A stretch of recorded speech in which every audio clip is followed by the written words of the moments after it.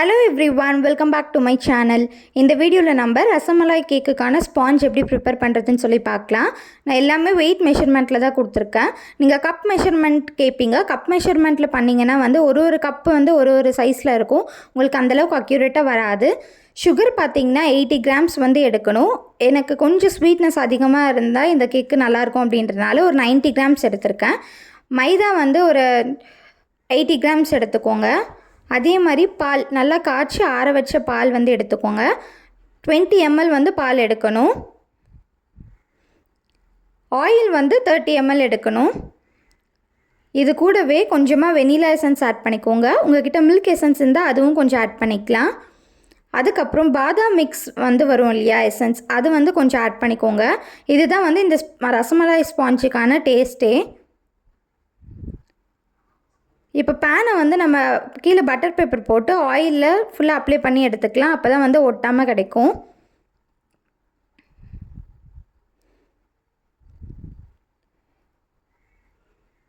இந்த ரெசிபிக்கு நம்ம எக்கை எக் யோக் தனியாக எக் ஒயிட் தனியாக செப்பரேட் பண்ணி தான் செய்ய போகிறோம்.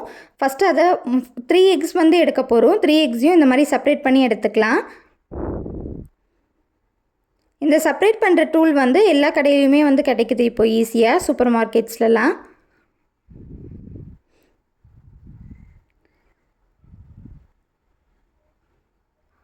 இந்த மாதிரி செப்பரேட் பண்ணுறதுக்கு பார்த்திங்கன்னா எக்கு ஃப்ரெஷ்ஷாக இருந்தால் மட்டும்தான் அழகாக செப்பரேட் ஆகி கிடைக்கும். கொஞ்சம் பழைய எக்காக இருந்தால் கூட செப்பரேட் ஆகும்போது கலங்கிரும். அந்த எள்ளு ஒயிட்டில் கொஞ்சம் கூட கலக்கக்கூடாது. கலந்துருச்சுன்னா உங்களுக்கு ஸ்டிஃப் பிக்ஸ் கிடைக்காது. இப்போ இந்த எக் யோக் கூட கொஞ்சமாக சால்ட் ஆட் பண்ணி நல்லா ஃபோக் வச்சு மிக்ஸ் பண்ணிக்கலாம். அதே மாதிரி இந்த எக் ஒயிட் கூட ஒரு 1/2 டீஸ்பூன் போல் வினிகர் ஆட் பண்ணிக்கலாம். அந்த எக் ஸ்மெல்லை ரெடியூஸ் பண்ணுறதுக்காக. இப்போ பீட்டரை ஃபஸ்ட்டு ஸ்பீடில் வச்சு கொஞ்ச நேரம் பீட் பண்ணிவிட்டு அதுக்கப்புறம் 3rd ஸ்பீடில் வச்சு நல்லா பீட் பண்ணி எடுத்துக்கலாம். நல்லா நுரைச்சி பொங்கி வந்ததுக்கப்புறம் இதில் நம்ம எடுத்து வச்சுருக்க சுகர் ஆட் பண்ணிக்கலாம். சுகர் பவுடர் பண்ணி சேர்க்கணுன்னு அவசியம் இல்லை. நீங்கள் அப்படியே ஆட் பண்ணிக்கலாம். ஆட் பண்ணிவிட்டு நல்லா பீட் பண்ணுங்கள். உங்களுக்கு நல்லா பீட் ஆக ஆக ஸ்டிஃப் பீக்ஸ் கிடைக்கும். அந்தளவுக்கு நல்லா பீட் பண்ணிக்கோங்க. நீங்கள் பவுலை தலைக்கீழே கவுத்து பார்த்தீங்கன்னா அது கொட்டாமல் நல்லா ஸ்டிஃபாக இருக்கணும்.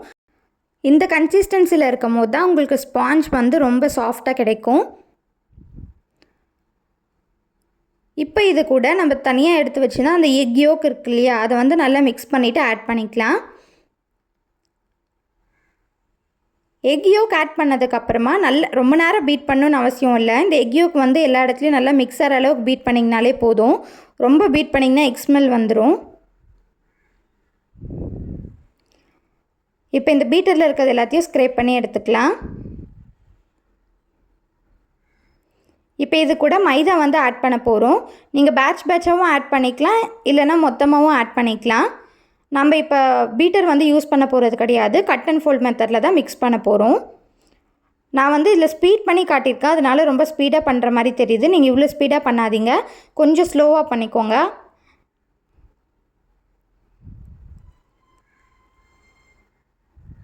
நீங்கள் ரொம்ப ஸ்பீடாக பண்ணிங்கன்னா கேக் லைட்டாக ஹார்டாக ஆன மாதிரி ஆகிடும். பார்த்து ரொம்ப ஸ்லோவாகவே மிக்ஸ் பண்ணிக்கோங்க.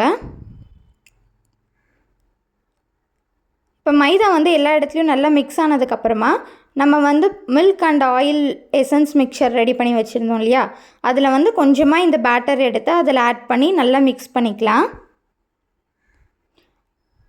நீங்கள் அப்படியே அந்த ஆயில் அண்ட் மில்க்கை இதில் ஆட் பண்ணிங்கன்னா அங்கங்கே கட்டின மாதிரி இருக்கும். அதனால் ஃபஸ்ட்டு கொஞ்சமாக பேட்டர் எடுத்து அதில் போட்டு நல்லா மிக்ஸ் பண்ணிவிட்டு அதுக்கப்புறம் இதில் ஆட் பண்ணிக்கலாம்.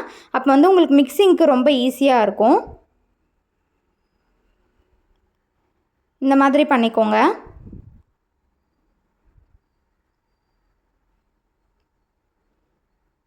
நல்லா மிக்ஸ் பண்ணிவிட்டு இப்போ இதை இந்த பேட்டரோடு ஆட் பண்ணிடலாம். ஆட் பண்ணிவிட்டும் நீங்கள் கட் அண்ட் ஃபோல்ட் மெத்தடில் தான் மிக்ஸ் பண்ணணும். நான் பேட்டர் ப்ரிப்பேர் பண்ணுறதுக்கு முன்னாடியே ஓவனை ப்ரீஹீட் பண்ண ஆரம்பிச்சிட்டேன். 180 டிகிரி செல்சியஸில் 10 மினிட்ஸ்க்கு ஆல்ரெடி ஓவன் ஆனில் தான் இருக்குது. நீங்கள் அந்த மாதிரி பேட்டர் ப்ரிப்பேர் பண்ணும்போது கரெக்டாக ரெடி பண்ணி வச்சுக்கோங்க. அது ஹீட் ஆகிறதுக்கும் நீங்கள் பேட்டர் ப்ரிப்பேர் பண்ணுற டைமும் கரெக்டாக இருக்கும். இப்போ திருப்பி கட் அண்ட் ஃபோல்ட் மெத்தடில் நல்லா மிக்ஸ் ஆகிற மாதிரி மிக்ஸ் பண்ணிக்கோங்க.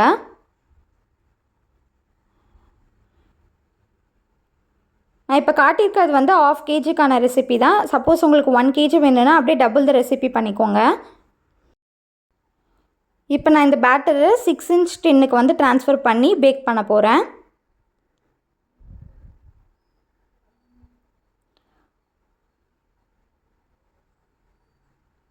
நல்லா மிக்ஸ் பண்ணிக்கோங்க. கட் அண்ட் ஃபோல்ட் மெத்தடில் நல்லா இந்த மாதிரி ஸ்மூத் டெக்ஸ்சராக உங்களுக்கு கிடைக்கும். அந்தளவுக்கு வந்து நல்லா மிக்ஸ் பண்ணிக்கோங்க.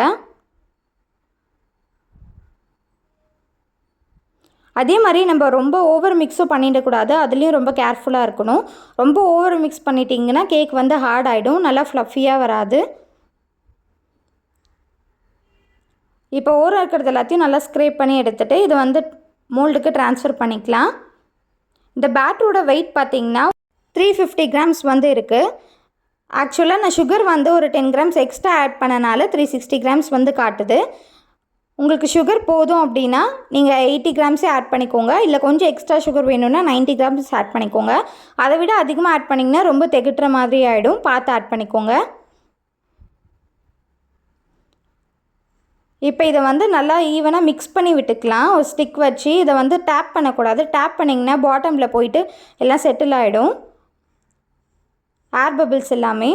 இப்போ வந்து நீங்கள் ப்ரீ ஹீட் பண்ண ஓவனில் 180 degree Celsiusக்கு டபுள் ராட் ஆனில் ஒரு 30 minutes வச்சிங்கனாலே பேக் ஆகிடும். நல்லா பேக் ஆனதுக்கப்புறம் பேக் ஆகிடுச்சா இல்லையான்னு சொல்லி எப்படி டெஸ்ட் பண்ணுறதுன்னு பார்க்கலாம். இந்த மாதிரி ஒரு டூத் பிக்கோ இல்லை இந்த மாதிரி கேக் டெஸ்டரோ வச்சு சென்டரில் வந்து குத்தி பார்த்தீங்கன்னா உங்களுக்கு வந்து தெரியும். எந்த ஈரம் எதுவுமே இல்லாமல் ஸ்மூத்தாக போயிட்டு வருது அப்படின்னா இது கரெக்டாக பேக் ஆகிடுச்சு அப்படின்னு அர்த்தம். ஒரு 2 டைம் வந்து குத்தி பார்த்துக்கோங்க, அப்போ தான் உங்களுக்கு பர்ஃபெக்டாக பேக் ஆகிருக்கான்னு தெரியும். இது நல்லா கூல் டவுன் ஆனதுக்கப்புறம் ஓரத்தில் வந்து லைட்டாக எடுத்து விட்டுக்கலாம். ரொம்ப இதிலே வந்து ஃபுல்லாக கூல் டவுன் ஆக விட்டுறாதீங்க. சைடில் வந்து லைட்டாக கிறிஸ்பான மாதிரி ஆகிடும், ஆல்ரெடி பேன் ஹீட்டாக இருக்கனால. கொஞ்சம் லைட்டாக சூடாகணுன்னே ஸ்க்ரேப் பண்ணி இந்த மாதிரி டிமோல்ட் பண்ணிவிடுங்க. அதுக்கப்புறம் அப்படியே ஆற வச்சுக்கோங்க. அப்போ வந்து உங்களுக்கு நல்லா சூடு ஆறி கிடைக்கும். பாருங்கள் எவ்வளோ நல்லா ப்ளஃபியாக ஸ்பாஞ்சியாக வந்திருக்கு. இதோட ஷெல்ஃப் லைஃப் பார்த்திங்கன்னா 3 days தான். நம்ம இதில் எந்த ப்ரிசர்வேட்டிவ்ஸுமே ஆட் பண்ண கிடையாது.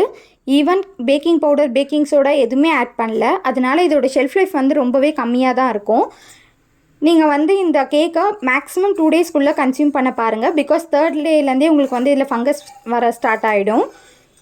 நீங்கள் வந்து என்கிட்ட கேக் ஆர்டர் பண்ணோம் அப்படின்னு நினைக்கிறீங்கன்னா நாங்கள் இன்னும் பூந்தமல்லி வந்து கேக் டெலிவரி பண்ணிகிட்ருக்கோம்.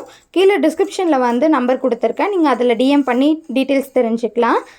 இதே மாதிரி வீடியோஸ் உங்களுக்கு வேணும் அப்படின்னா என்னோடய சேனலுக்கு மறக்காமல் சப்ஸ்கிரைப் பண்ணிக்கோங்க. தேங்க்ஸ் ஃபார் வாட்சிங். பாய் பாய்.